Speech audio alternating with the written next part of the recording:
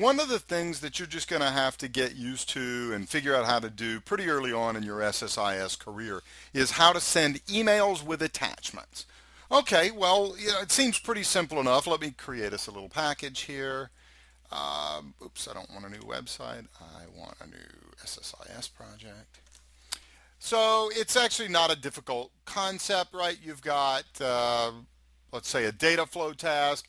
And so this is step one, create Excel file. And then, step number two, be fairly simple, send an email. Not that difficult. We'll go to our data flow. Let's just grab a source. So we'll just take the data in a table. Now this would probably be executing a stored procedure or the results of a query. For this demo though, I'm going to focus on sending an email and not focus on other aspects. So I'm going to use the AdventureWorks 2008 database, and let's just dump out the human resources department database. So we're just going to put this out to an Excel spreadsheet, and that will come over here.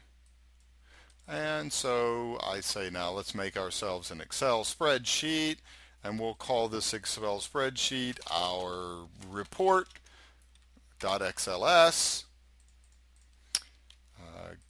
Give it the name, just in the, let's call the worksheet report, and put it there. Mappings up. If I know that was actually pretty fast, but if I seem like I went fast, it's probably because you haven't put enough work in already to understand data flow. I mean, we did a ton of data flow in chapters 4, 5, and really in chapter 6 already. So if I seem to have gone fast, then maybe you need to kind of circle back and watch some of those other videos. That might not be a bad idea. Okay, so I've got a text file, and so step two, send myself an email. And so coming into step two, let's go ahead, we'll make an SMTP connection. And oh no, here is the horror of the send mail task. It doesn't allow us to put passwords in here. No usernames, no passwords. And so as we learned about earlier in chapter 4, the send mail task is almost utterly useless. So the only time you're ever really going to be able to use the send mail task is for intranet. So things where you're able to authenticate using Windows, and that would only really be on the intranet. So it's really garbage to use the send mail task. It's not going to be an option. So as we talked about in chapter 4, you've got to bring in the send mail task. Okay, so now step 2 would be send mail. And we actually set this up, and I just grabbed the send mail task, didn't I? Meant to grab the script task. Step 2, send email. And so I come down here and, what language do you want? I think I did VB as the last one, so I'm going to do this one. Edit the script, I'll do C#. And you need to use the .NET framework. This is one technique. Those of you that are experienced in .NET know that you can get third-party controls to do some of this, but I'm just going to simply take advantage of the MailMessage. So I'm going to bring in system.net and system.net. Scott, come on, .mail. So system.net is going to allow me to use the network credential class, which will let me define my username and password. And system.net.mail has the MailMessage class that I can compose and send my message through. Those of you in VB, you would import these instead of using them. So let's just do this. Let's just get a little variable here, and we'll make a new MailMessage. And let's just add to, and let's send it to scottstemp@gmail.com. And just like I talked about in the video where we talked about how to do this originally, I don't check that email, so It's just really for this course. So the mailer dot from, let's just a new, we could say it's from Scott, Scott's temp from myself, and the display name would be Scott Wiggum. And do you want that? Now you could just start playing with the various properties here. So, oh gosh, what do we want to do here? Is the body, do you want to send an HTML email? Sure. So then, what else? What priority do you want to send? What do you want the subject to be? From SSIS, right? I mean, you could just play around with the various properties that you need to, etc. Not a problem. The attachments dot add, and you simply define a new attachment. So new attachment, and it's really not that difficult. So you could pass in, what did we call that file name? Was our report.xls, right? So C our report.xls here. And what else do we need to do here? I think that's probably, we need to assign a body to this. So the body, you know, usually you'd have some fancy stuff. So we could say like table, you know, hey Scott. I mean, you write as fancy of HTML as you want. You could, of course, bring this in from the external file.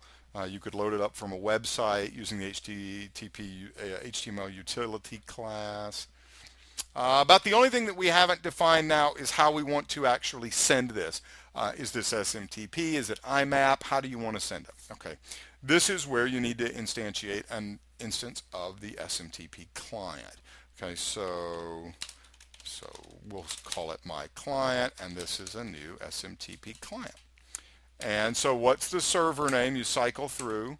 So we'll choose, I'm going to use Gmail, and I need to send through port 587 here.